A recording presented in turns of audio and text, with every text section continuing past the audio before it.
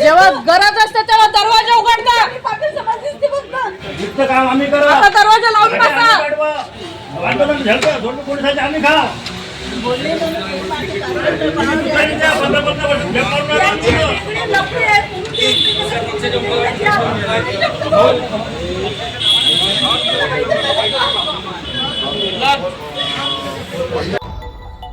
पात्रता नसलेल्या लोकांना भाजपनं उमेदवारी दिली.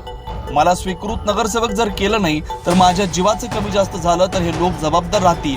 उमेदवारी नाकारलेल्या भाजपाच्या माजी नगरसेवक भारती गुहे यांनी पक्षाला इशारा दिला.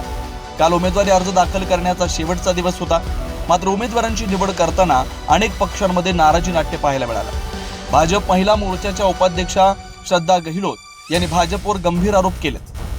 भाजपात कार्यकर्त्यांना न्याय मिळत नाही, भाजपने पैसे घेऊन तिकीट वाटप केल्याचा खळबळजनक आरोप केल्यानं सर्वत्र खळबळ माजली आहे. तर मला अद्यापपर्यंत कळलेलं नाही आहे. गेली 10 वर्षापासून मी पक्षाचं प्रामाणिकपणे काम करते आहे, परंतु आमच्या प्रभागामध्ये थोडंसं म्हणजे इतरही प्रभागामध्ये बघतोय की थोडंसं जातीचं समीकरण वाटत आहे. मी एक सोनार समाजाची आहे म्हणून मला डावलण्यात येत आहे काय असं मला वाटत आहे. कारण की पक्षाचं काम अगदी प्रामाणिकपणे केलं आहे मी. जेव्हा आमचे प्रदेशावरून जेव्हा कार्यक्रम येतात तेव्हा मी एकमेव महिला अशी होती की जे सदस्य नोंदणी मला जे आपला कार्यक्रम आला होता त्याच्यामध्ये सगळ्यात पूर्ण आणि कमी वेळात काम करणारी मी होती की जिथे माझा मुंबईला कार्यालयामध्ये अतुलजी सावे यांच्या हस्ते सत्कार सुद्धा करण्यात आला. परंतु आज जेव्हा तिकीटची वेळ आली तेव्हा मला डावलण्यात आलं. कुणाची पत्नी असेल, कुणाची बहीण असेल यांना का तिकीट देण्यात आले.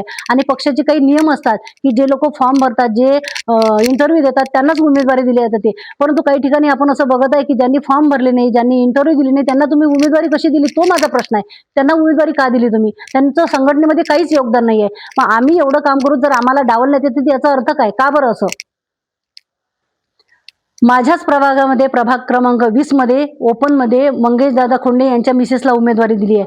माझी वैयक्तिक नाराजी नाही आहे, पण मला हेच म्हणायचं आहे की त्यांचं पक्षासाठी काय योगदान आहे? त्यांनी फॉर्म भरला नाही, त्यांनी इंटरव्ह्यू दिला नाही, मग त्या याच्या सर्वेमध्ये नव्हत्या, मग त्यांचं नाव कसं झालं? त्यांना उमेदवारी का दिली गेली? म्हणून पक्षाला माझं एक आव्हान आहे की मी प्रामाणिकपणे काम केलं. ज्यांना ज्यांना तुम्ही अशा उमेदवारी दिली आहे की ज्यांचं योगदान नाही आहे पक्षामध्ये त्यांची उमेदवारी रद्द करण्यात यावी. आणि मी सगळ्यांना सांगते मी जे काम केलं त्याचं मला फलित काहीतरी मिळावं, मला स्वीकृत देण्यात यावं.